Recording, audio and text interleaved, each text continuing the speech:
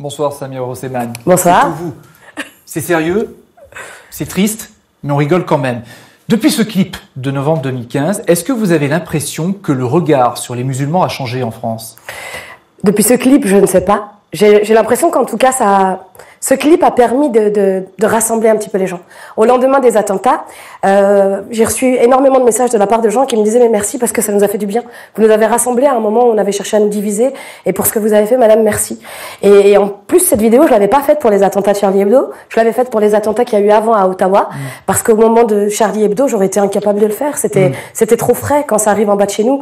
On est pris aux tripes et on sait pas faire rire avec quelque chose comme ça. Humoriste, musulmane et voilée. C'est comme ça que vous vous présentez, même si vous dites que vous n'aimez pas les étiquettes. Enfin là, c'est une étiquette quand même, c'est un peu paradoxal. C'est comme ça qu'on me présente, généralement. Donc vous l'assumez? Je l'assume parce que c'est ce que je suis, mais je trouve ça quand même dommage d'être cantonné à des étiquettes. Parce que quand on invite Cavana, on dit pas l'humoriste noir qui a des lux. Quand on invite Gad Elmaleh, on dit pas l'humoriste juif. Non, on est ce qu'on est, et puis stop, et je pense que ça suffit et qu'on n'a pas besoin de le préciser. Maintenant, ça se voit, et ça fait partie intégrante de ce que je suis, c'est tout. Est-ce que, avec ces étiquettes, donc je reprends, humoriste, musulmane et voilée, vous pouvez vraiment rire de tout, ou est-ce qu'il y a des choses que vous n'abordez pas? Après, c'est moi et mon éducation. Moi, je ris de tout tant que c'est fait avec amour. Et il y a certains sujets que j'aborde pas parce que j'en trouve pas d'utilité. Je parle pas de sexualité, par exemple, pour éviter de mettre les gens mal à l'aise dans la salle. Si je veux parler de sexualité, j'en parlerai avec mes copines en intimité, mais c'est pas quelque chose que je dirais sur scène. Après, c'est relatif à mon éducation. On n'a pas tous été élevés de la même manière. Alors justement, vous êtes actuellement sur la scène de l'Apollo Théâtre à Paris. Et pour ce spectacle, votre enfance, votre parcours, votre vie quotidienne aussi, continue à vous inspirer. Et vous arrivez à allier comme ça les contraires. C'est ça qui fait votre force, non?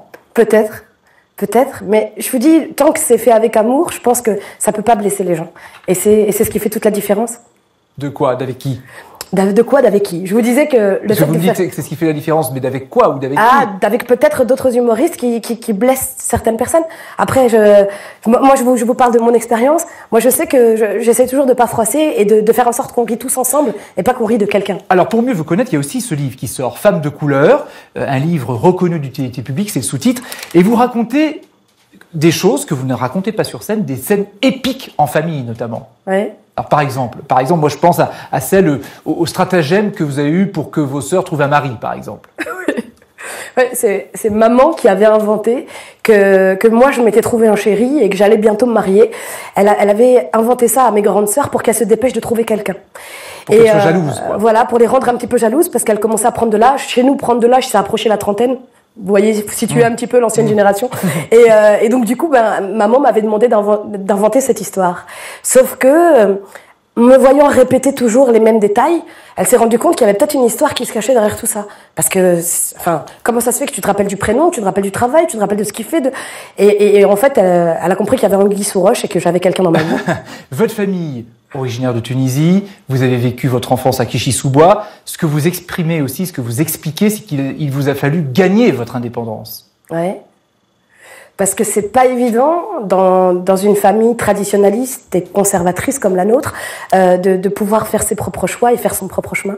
Donc surtout quand on choisit le théâtre. Après je pense que c'est un peu chez toutes les familles, c'est difficile de choisir ce métier parce que beaucoup de parents considèrent que c'est pas un travail. D'ailleurs, il y en a une qui a dit récemment que c'était le plan B, alors que moi je suis convaincue que c'est le plan A, devenir artiste. On est à quelques jours de la journée du 8 mars, journée internationale des droits des femmes. Vous savez qu'on parle beaucoup de combat des femmes pour l'égalité, mais aussi contre les violences sexuelles. Vous vous reconnaissez dans ce combat? Moi, Dieu merci, j'ai jamais été victime. Je pense que mon physique ne s'y prête pas. J'ai pas eu ce problème-là. Mais je peux comprendre. Je peux comprendre que certaines femmes se sentent touchées ou menacées ou harcelées. J'ai pu être témoin de scène à certains moments. Où ça, dans le métro? Dans le métro, ça m'est déjà arrivé. En pleine rue aussi, une femme qui se faisait violenter par, je sais pas si c'était son conjoint ou l'homme avec qui elle était, en plein Avignon. Et personne ne bronchait. Et je suis intervenue pour lui dire, si tu veux voir ce que c'est qu'un homme, je vais te montrer, moi.